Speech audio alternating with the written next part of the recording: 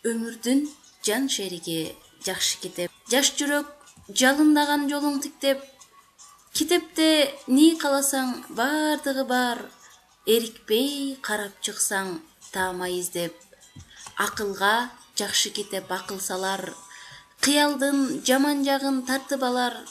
Өзүңдү өзүң айтпай кайра жасап, сен ачкан жолдоруңа канаттанар. Бүгүнкү сабагыбыз окуу жана түшүнүү. Адам баласы күн санап өнүгөт, өсөт, өзгөрөт. Бул өнүгүү улам жаңы нерселер менен таанышуу, үйрөнүү менен болот.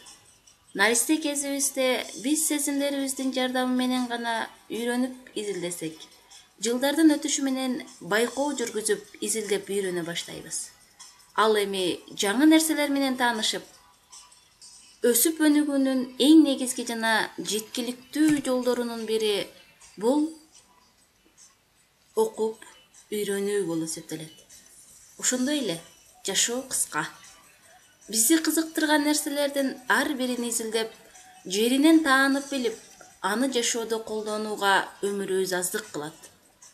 Бирок кылымдардан бери бүткүл аалам ар тараптуу изилденип, жазылып келатат. Демек, биз үчүн окуп үйрөнүү гана жетиштүү.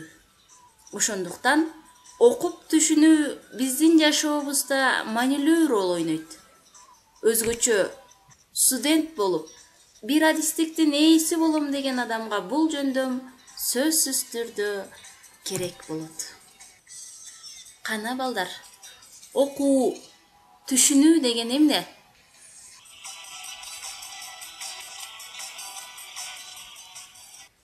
Окуу бул даярдалган материалдарды китептеги, журналдагы, газетадагы жазуунун маанисин түшүнүү же аларга маани жүктөө бул окуу деп аталат.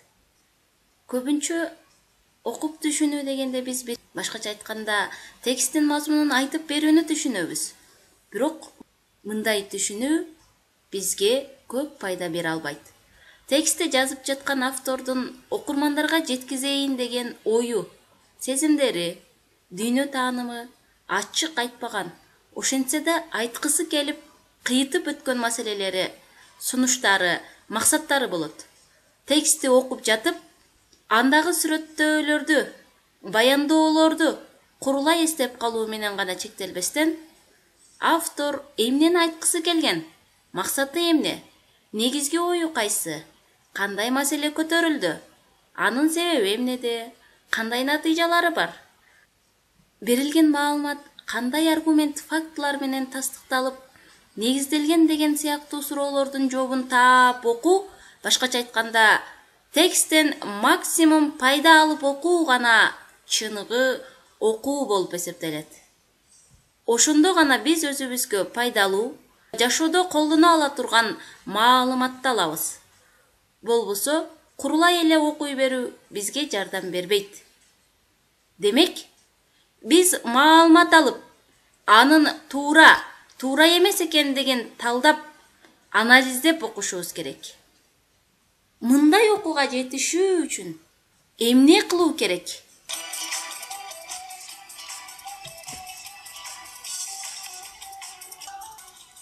Анализдеп окууга жетишүү үчүн алгач окуудан мурун алдыга максат коюп окуубуз керек.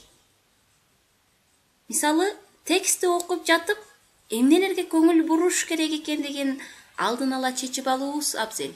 Мына ошондо гана берилген тексттин кайсыл бөлүгүнө басым коерубуз анык болот.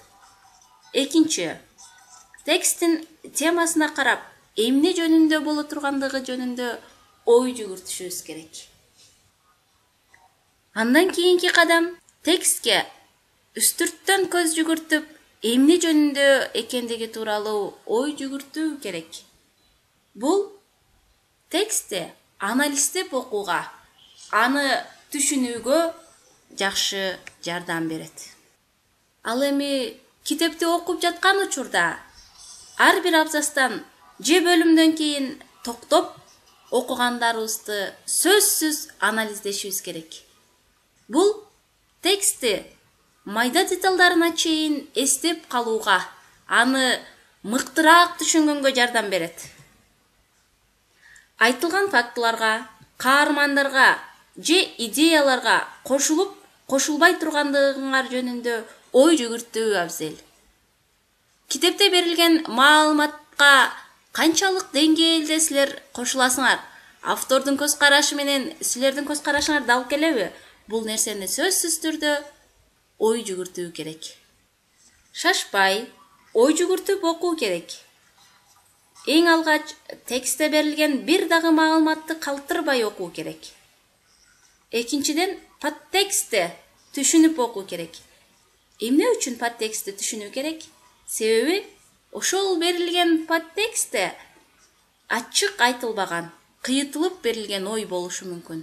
Аны силер шашпай ой жүгүртүп окуу аркылуу мыкты түшүнө аласыңар. Суроо берип окуу керек. Башкача айтканда, окуп жатып, алдыда берилүүчү маалыматтарды ойлонуп, өз ою менен автордун оюнун дал келип келбегендигин текшерип окуганга жетишкиле. Бул өзү менен өзү баарлашуу иретинде жүрөт. Бул жерде токтоп окуу керек эмес. Окуп баратып эле силер ой жүгүртө билүүңөр керек. Бул ойдун тексттен сырткаркы темаларга бурулуп кетишинен коргойт. Мына ушундай багытта гана суроо берип окуу абзел. Окуп жатып, силер окуп жаткан маалыматты элестеткиле. Элестетип окуу бир гана теманы түшүнүүгө эмес, ошол эле учурда окуганын эстеп калууга шарт түзөт. Окуп жаткан учурда авторду туура түшүнүүгө жана өзүңөр үчүн жаңы маалымат алууга жумшап окуу дагы бул негизги эрежелердин бири. Ошол эле мезгилде ичтен окуу. Бул тексттин маанисин көңүл коюп окууга шарт түзөт. Үн чыгарып же сөздөрдү ичтен айтып окуганда сөздөрдүн туура окулушуна аракет жасап жатып, маанисине көңүл бурулбай калат.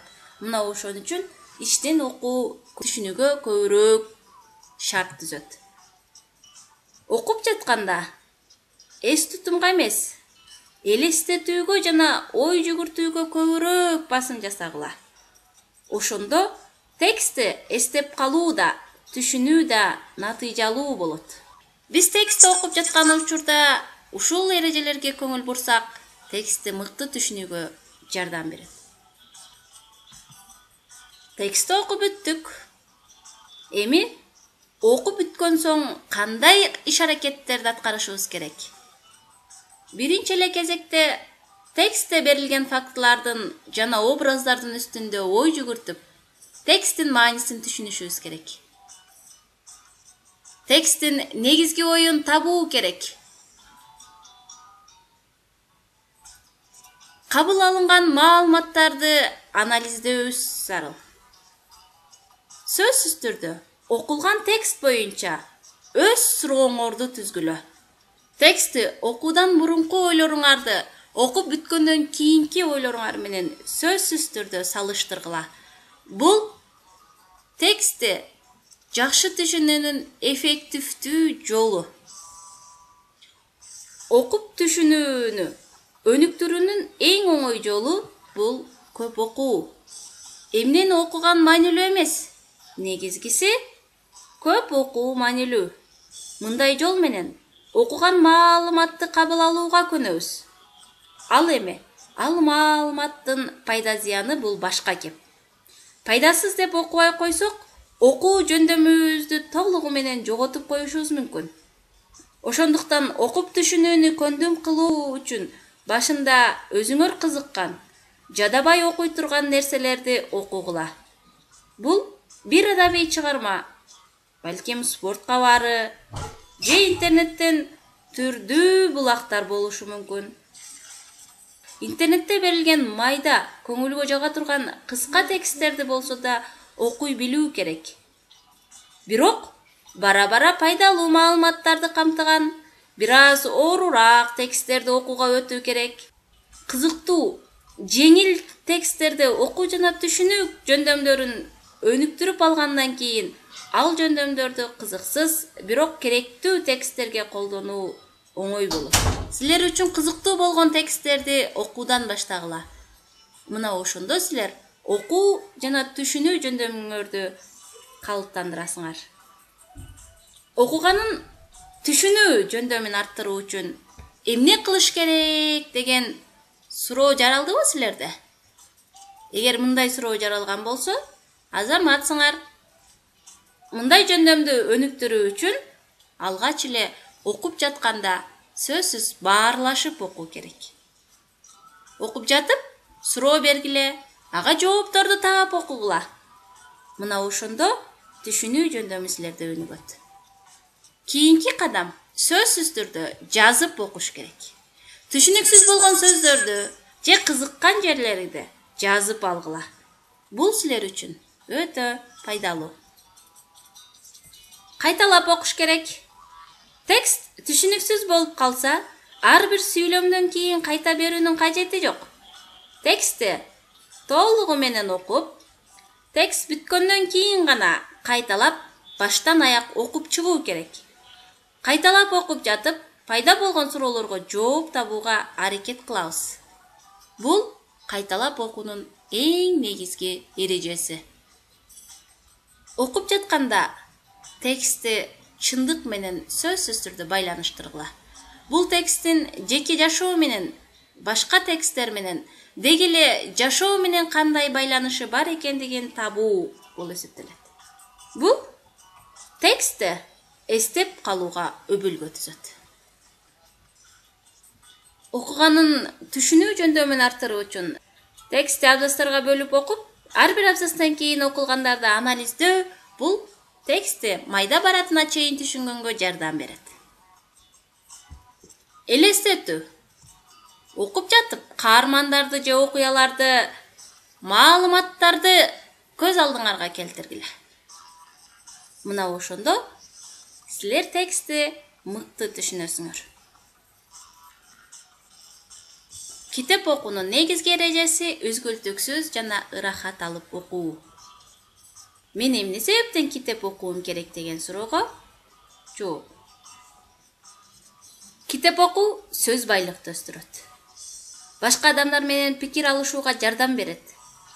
Өзүңөргө болгон ишенимди арттырат. Стрессти азайтат. Эс тутумду жана ой жүгүртүүнү өнүктүрөт. Жашартат. Чыгармачылыкты арттырат. Уйкуну жакшыртат. Ойду бир жерге топтоого жардам берет. Көп китеп окуу үчүн эмне кылуу керек? Көп китеп окуу үчүн алгач китепти окуш керек болгондугу үчүн эмес, ырахат алуу үчүн окугула. Пайдалуу болгондугу үчүн башка жан дүйнө менен таанышуу, эргүү алуу үчүн окуңуз. Китеп окууга убакыт урдоону билиңиз. Кадимкидей адат калыптандыруу үчүн аз-аздан, алгач 5-10 беттен баштап күндө китеп окууну адатка айландырыңыз. Бош убактыңызда китеп окуу үчүн дайыма китеп жаныңызда болсун. Кызыксыз китеп болсо, таштоону да билиңиз. Бирок алгач 2 бет окуп, бардык эле китептерди окубай таштап койбоңуз. Жактырбоо башка, жалкоолонуп окубай коюу башка. Экөөнү чегин билиңиз. Өзүңүздү мотивациялоону билиңиз. Китептин ортосуна, закладканын ордуна акча салып коюңуз. Себеби бул сизди мотивация кылат. Сен ушул китепти окуп бүткөн соң, бул акчага шоколад алып жейсиң дей айтсаңыз, анда китепти сөзсүз бүтүрөсүз. Мотивация бул эң жакшы жардам. Электрондук китептерди окууга өтүңүз. Бирок интернетти өчүрүп, сага башка социалдык тармактар жолтоо болбой тургандай абалда гана окуйбуз. Аудио китептер да эң пайдалуу. Окууга мүмкүн болбогон учурда, жол жүргөндө, үй тиричиликтери менен алек болуп жатканда китеп окууга болот. Музыканын ордуна аудио китептерди угуңуз. Окулган китептерди блокнотко жазуу керек. Жыл бою окулган китептин атын, авторун, канча беттен турганын жазып коюу жакшы мотивация болот. бир жылда канча китеп окуганыңды билүүгө жардам берет. Эгер ар бир айды бөлүп жазылса, кийинки айларда дагы көп китеп окууга түртөт. Китеп тандоо боюнча алгач эле кызыктуу, сени кызыктырган китепти тандоо керек. Ар кандай макалалардын же аңгемелердин жыйындысы болбогон, бир автор жазган толук бир китеп болгон чыгарма тандоо керек. Бул жалкоолонбой окууга негиз болот. Мына ошон үчүн сөзсүз түрдө бир китеп болгон чыгарманы тандоо керек. Мурда окулган китепти тандабоо керек. Себеби мурда окулган китеп көп кызыктуу болбой калышы мүмкүн. Анын сюжети, андан ары өнүгүүсү сиз үчүн ал белгилүү. Ошон үчүн ал китепти тандабоо сунуш кылынат. Сөзсүз түрдө китептин татаалдыгын текшерүү керек. Китеп өтө жеңил же өтө оор эмес, орто деңгээлдеги китеп болуш керек. Анткени эгер өтө оор болсо, адам тажап, эч окугусу келбей калышы мүмкүн. Эгер китеп өтө жеңил болсо, анда да адам зеригип, окубай коюусу мүмкүн. Сабакты жыйынтыктап жатып, ийгилик таттуусунун рецепти жөнүндө айта кетейин. Алгач бардык негативдүү ойлордон арылган таза жан дүйнө идишин алабыз. Калган азыктарды жуубастан даярдоого болот. Себеби баары таза. Ирети менен алгач максатты, андан соң пландуу даярданууну кошуп аралаштырабыз. Белгилүү коюулукка келген соң бирдей өлчөмдө эрктүүлүк менен мотивацияны кошобуз. Бирдей абалга келгичекти аралаштырууну унутпайбыз. Аралаштыруу мезгилинде өз алдынча изденүү жана эмгектенүү ундарынан себелеп турабыз. Андан соң позитивдүү идишке куябыз. Дуба жана мээримдүүлүк, жароокерлик духовкасында бышырыңыз. Даяр болгон соң үстүнө жылмаюу жана кичипейилдик гүлдөрү менен кооздоңуз. Ийгилик таттуусу даяр. Тамагыңыз таттуу болсун. Бул рецептти жакын адамдарыңыз жана досторуңуз менен бөлүшсөңүз болот. Албетте, алгач өзүңүз жасап көргөн соң. Көңүл бурганыңыздар үчүн чоң рахмат. Эгер суроолор болсо, кайрылсаңыздар болот. Мен Facebook'та Нурила Жапарбай кызы деп издеңиз, менин WhatsApp номериме кайрылсаңыздар болот.